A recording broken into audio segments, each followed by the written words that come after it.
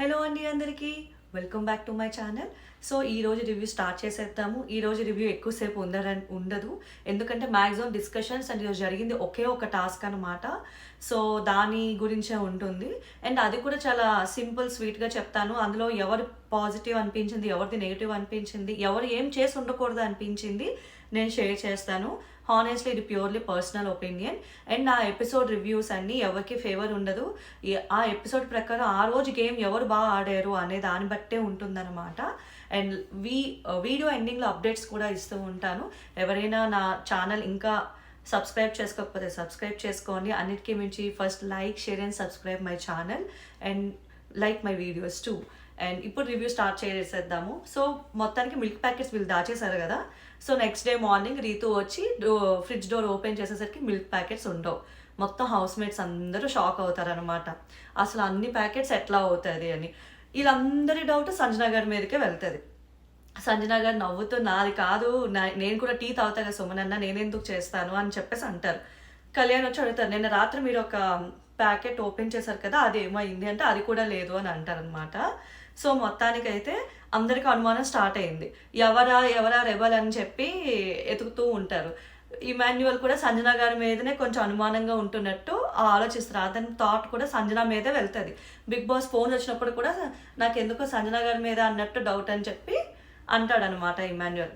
So ఈ లోపల రీతుకి ఎలా అంటే గౌరవ్ అంటూ ఉంటాడు, లేదు నాకెందుకో రేషన్ మేనేజర్ చూసుకోవాలి కదా అన్నట్టు ఒక డిస్కషన్ వెళ్తుంది. అది ఎలా స్టార్ట్ అవుతుంది అంటే నిఖిల్ ఏమో ఆమ్లెట్ వేయాలి అని అంటారు, ఎవరు బ్రేక్ఫాస్ట్ వద్దంటారు. నాకు తెలిసి ఒక్క నిఖిల్ బ్రేక్ఫాస్ట్ అడిగినట్లు అనిపించింది. సో ఆమ్లెట్ వేయమంటే లేదు స్నానం చేసి వచ్చాక వేస్తాను అని చెప్పి దివ్యతో అంటారు. దివ్య ఎలా అంటే అలా కాదు, ఇప్పుడు వేసేయచ్చు కదా, తను అడుగుతున్నారు కదా, అప్పటివరకు ఎలాగా టాస్క్ పెడితే మళ్ళీ మధ్యలో వెళ్ళడం కష్టం కదా అని చెప్పి దివ్య గౌరవ్తో అంటారు. ఈ ప్యారలల్గా ఏం జరుగుద్ది అంటే రీతు అందరు బాటిల్స్ తీసుకొస్తుంది, స్మెల్ చూద్దాము ఎవరైనా కనిపెడితే ఎవరైనా దొరుకుతారా అని. అది ఎట్లా అంటే స్టార్ట్ అవుతుంది, రాము రీతు తనుజ కూర్చుని కన్వర్జేషన్ వెళ్తున్నప్పుడు ఒకటి ఎతికితే ఇంకోటి దొరుకుద్ది కదా, సో ఎతికితేనే కదా దొరుకుద్ది అన్నట్టు రాము హింట్ ఇస్తాడు. అయితే రాము మీద కూడా తనుజకి ఎక్కడో అనుమానం ఉంటుంది, రాము మీద ఇమాన్యువల్కి తనుజకి కూడా. కానీ రాము అంటాడు అట్లా ఏం లేదు అన్నట్టు. ఎవరికి వాళ్ళు అనుమానం చెప్పుకుంటూ ఉంటారు. కానీ అందరిలో కొంత కరెక్ట్గా గెస్ట్ చేసింది ఎవరంటే నిఖిల్ అండి. నిఖిల్ చాలా బాగా గెస్ట్ చేశాడు. అసలు ఒక అబ్జర్వ్ చేసే నేచర్ కానీ ఆలోచించే నేచర్ కానీ నిఖిల్ చాలా బాగుందని చెప్పచ్చు. సాయి శ్రీనివాస్ ఆలు ఈలు అని అంటారు కానీ సాయి శ్రీనివాస్ కనిపెడతాడేమో అనుకున్నాను. సో అదే శ్రీనివాస్ సాయి, నేను రివర్స్ చెప్పాను. కానీ అతను కూడా కనిపెట్టలేకపోతాడు. కానీ గసెస్ కొడుతూ ఉంటారు అనమాట, కానీ ఎక్కడ అది హిట్ అవ్వదు.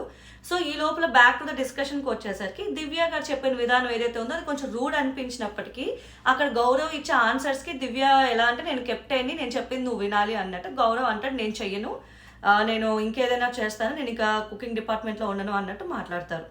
అది అయిపోయాక బయట కూర్చుని తింటున్నప్పుడు అక్కడ నేను షార్ట్ కట్లో చెప్తున్నా, అక్కడ గట్టిగానే హీటెడ్ ఆర్గ్యుమెంట్ వెళ్ళింది. ఎపిసోడ్లో కొంచెం వేస్తే లైవ్లో చూసిన వాళ్ళకి ఇంకా బాగా అర్థం అవుతుంది ఎంత హీటెడ్ ఆర్గ్యుమెంట్ వెళ్ళింది అనేది. సో బయట కూర్చొని తింటున్నప్పుడు కూడా దివ్యాన్ని కూర్చోబెట్టి అలా కాదు, రేషన్ మేనేజర్ ఈజ్ రెస్పాన్సిబుల్ కదా, నా అప్పుడు కానీ పోతే మరి నేనే రెస్పాన్సిబుల్ అవుతాను కదా, అట్లా ఇప్పుడు రేషన్ మేనేజర్ రెస్పాన్సిబుల్ కదా అంటే దివ్య అంటే ఇది ఒక టాస్క్ ప్రాసెస్లో జరిగింది, అందుకు ఒప్పుకుంటారు రేషన్ మేనేజర్ రెస్పాన్సిబుల్. కానీ 24 గంటలు తను ఫ్రిడ్జ్ని అంటిపెట్టుకుని ఉండలేదు కదా, సో ఇది వ్యాలిడే, ఇంకేం చేయలేము అని చెప్పేసి అంటే గౌరవ్ ఇంకా ఒప్పుకోకుండా రిటర్న్ ఏదో సమాధానం ఇస్తే దివ్య గారు అంటారు, దివ్య గారు అంటే గౌరవ్ ఇఫ్ నువ్వు రేషన్ మేనేజర్ కింద ఉండి పోతే నువ్వు రెస్పాన్సిబుల్ తీసుకుంటా అంటే ఎస్ ఐఎమ్ రెస్పాన్సిబుల్ అని అంటాడు అనమాట. అంతే, ఇంకా అక్కడితో హీటెడ్ ఆర్గ్యుమెంట్ వెళ్తుంది. రీతుకి గౌరవ్కి కూడా బాగా ఫేస్ ఆఫ్ అవుద్ది అనమాట. ఇద్దరు మాట ఫుల్ ఫైర్గా అనుకుంటారు. నాకు ఎందుకో అనిపిస్తుంది రీతు ఆ బాటిల్ చూసే ప్రాసెస్ డిస్టర్బ్ చేయడానికి గొడవ వచ్చిందా అన్న ఒక థాట్ కూడా రన్ అవుతుంది. దివ్య గారు అంతలాగా మాట్లాడడానికి రీతు ఎక్కడ బాటిల్ చూస్తే దొరికిపోతామన్న థాట్లో గొడవ ఇంకా పెద్దది చేశారా అన్నట్టు నాకు అనిపించింది. కానీ for some reason Gaurav offend అవుతాడు. సో నిఖిల్ వచ్చి చెప్తారు అట్లా కాదు, గౌరవ్కి ఇట్లా బలవంతంగా ఇవ్వడం ఇష్టం లేదు, తన ఇష్టపూర్వకంగా చేయని అన్నట్టు మాట్లాడతారనమాట. నాకు ఎక్కడంటే నచ్చలేదు, ఎవరైతే కుకింగ్ డిపార్ట్మెంట్లో తనుజ వద్దు అని అనుకుంటున్నప్పుడు దివ్య వెళ్ళి ఏదొచ్చినా నేను చూసుకుంటా నువ్వు రా అని చెప్పి వాష్రూమ్ క్లీనింగ్ తనకి ఇమ్మని చెప్పి ఈవిడ పిలుస్తుంది. ఈ క్లిప్ కూడా వేయలేదు వాళ్ళు ఎపిసోడ్లో, లైవ్ చూసిన వాళ్ళకే తెలుస్తుంది ఈ క్లిప్. నాకు అది ఇంకా షాక్గా అనిపించింది. అన్నిటికీ మించి కోపం ఎక్కడ వచ్చిందంటే కళ్యాణ్ కనిపెడతారు ఎవరు రెబల్ అని, ఆ క్లిప్ కూడా వేయలేదు అసలు. టూ మచ్ అనిపించింది సీరియస్లీ.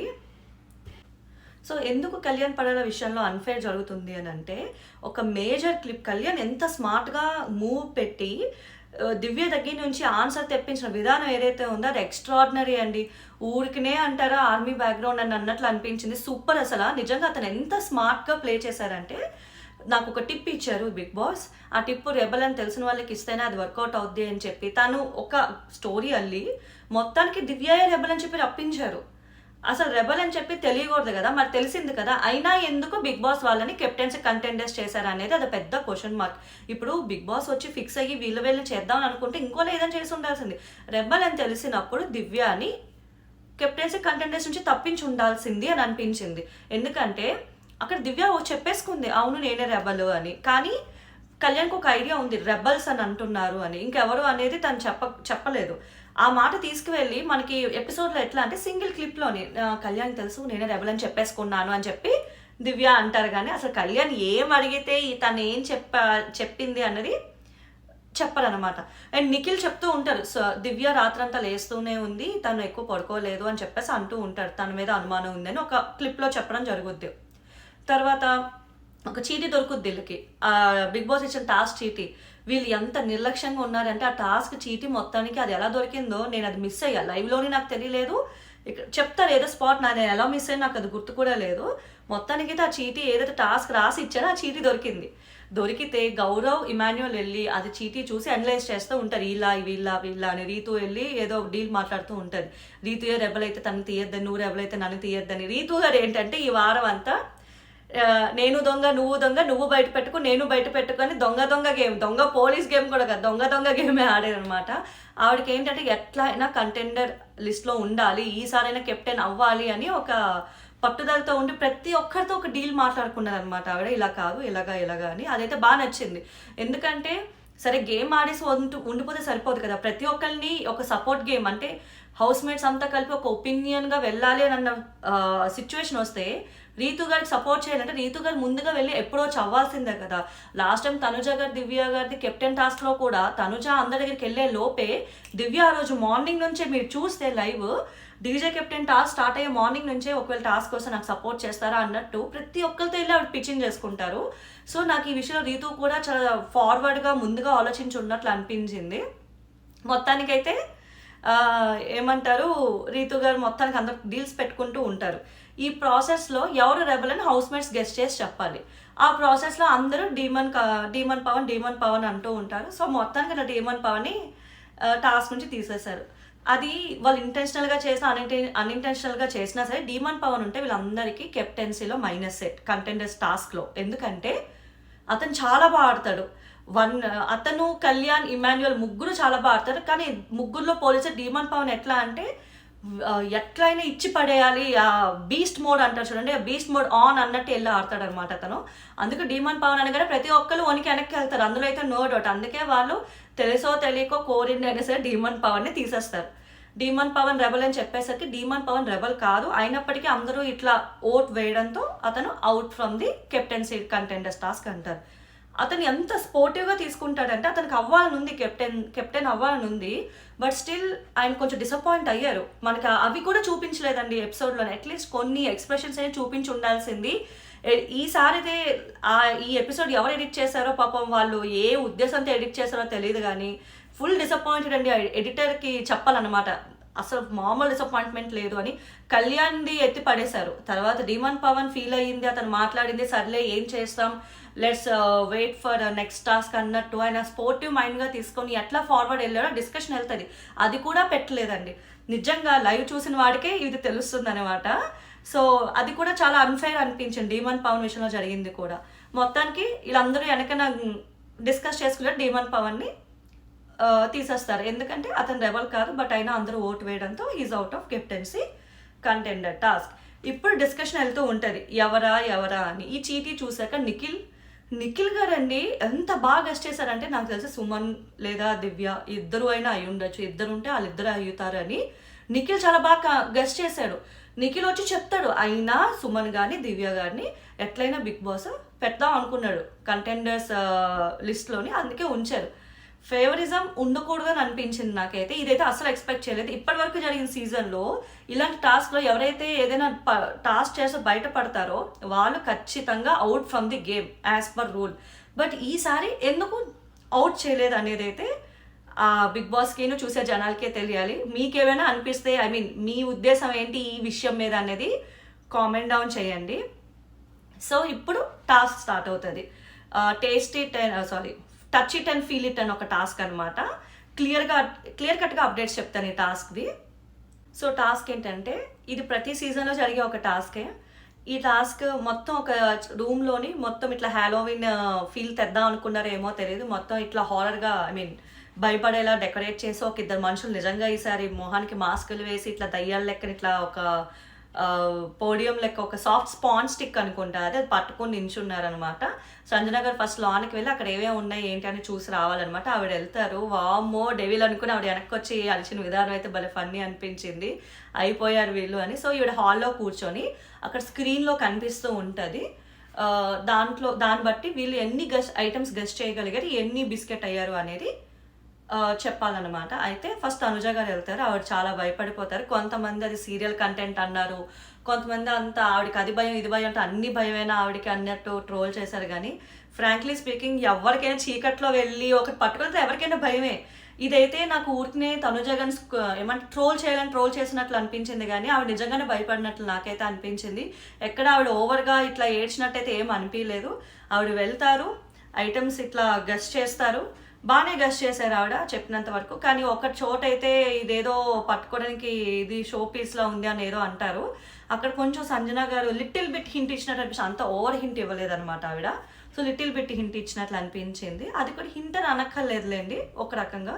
ఐ మీన్ నాకు ఎక్కడో హింట్ ఇచ్చి ఇవ్వనట్టు ఆ థాట్ ప్రాసెస్ రన్ అవుతుంది, అందుకే ఇచ్చారు అని ఒకసారి, లేదా లైట్గా ఇచ్చారు అన్నది చెప్తున్నా అనమాట. ఆవిడ మొత్తానికి 4 ఐటమ్స్ గెస్ట్ చేస్తారు.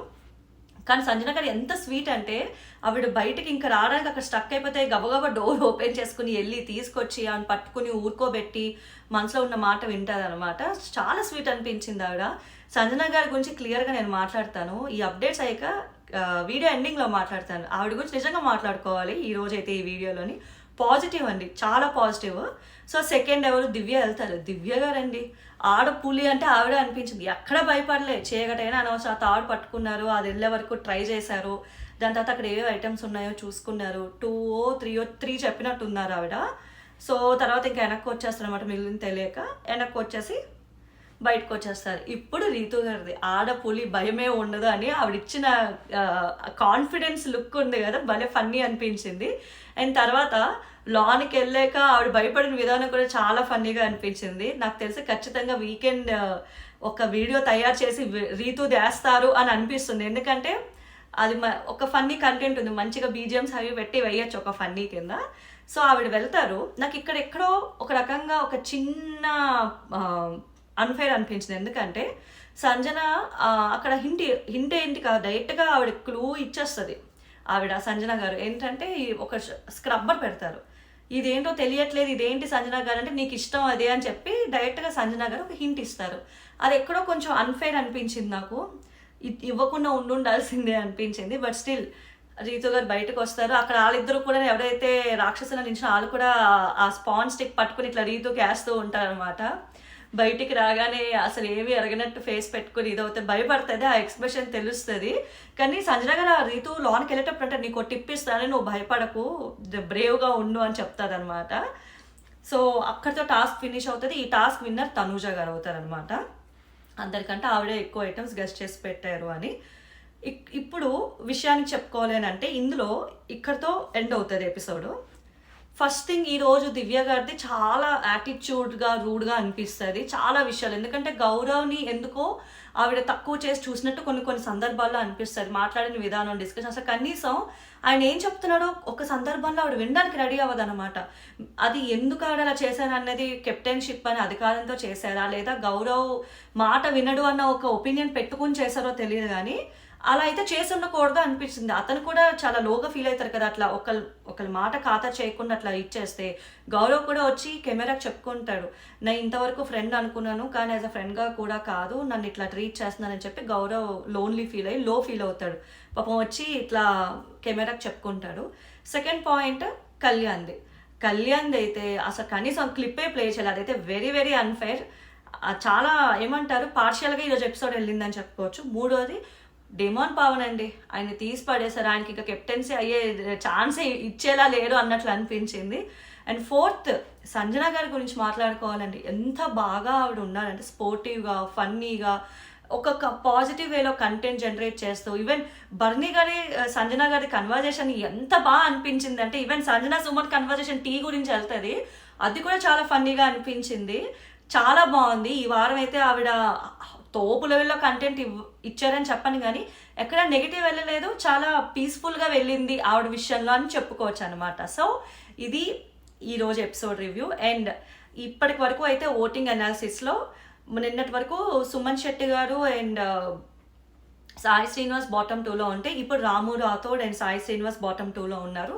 సాయి శ్రీనివాస్ బాగానే ఆడుతున్నారు ఒక రకంగా చెప్పాలంటే. ఆయన కొంచెం గేమ్‌ని అనలైజ్ చేయగలుగుతున్నారు కూడా. బట్ ఆయనకి ఓటింగ్ పరంగా హెల్ప్ అవ్వట్లేదు. అండ్ రాము గారికి కూడాని పుష్ రావట్లేదు. అంటే అతను ఇంకా ఆడాలి అన్నట్లు తెలుస్తుందనమాట. ఓటింగ్ చేంజ్ అవ్వాలంటే గేమ్ ద్వారానే ఉంటుంది. సో రాము రాథోడ్ గారు కూడా ఎక్కడో గేమ్ ఇంకా బూస్టప్ చేయాలి అన్నట్లు అనిపించింది. ఈ వారం ఎవరు ఎలిమినేట్ అవుతారు అనుకుంటున్నారో కామెంట్ డౌన్ చేయండి.